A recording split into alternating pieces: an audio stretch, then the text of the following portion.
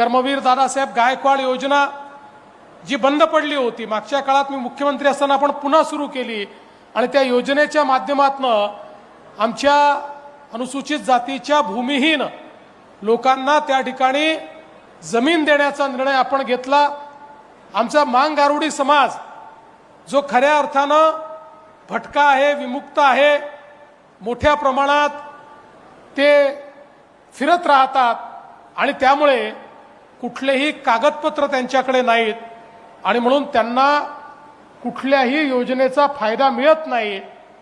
आमच्या बावनकुळे साहेबांनी हा निर्णय केला की मोठ्या प्रमाणात कॅम्प्स घ्यायचे आणि या समाजाला त्यांची कागदपत्र तयार करून द्यायची।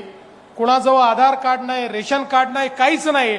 त्यामुळे सरकारने इतक्या योजना अनुसूचित जाती आणि अनुसूचित जमातीकरता सुरू केल्या पण त्या योजनांचा फायदा त्यांना मिळत नव्हता। आज अशा सगळ्या समाजाला मोठ्या प्रमाणात कॅम्प्स घेऊन कागदपत्र आपण उपलब्ध करून दिले आणि आता शासनाच्या योजनेतनं त्या ठिकाणी घरकुलं देखील मिळाली।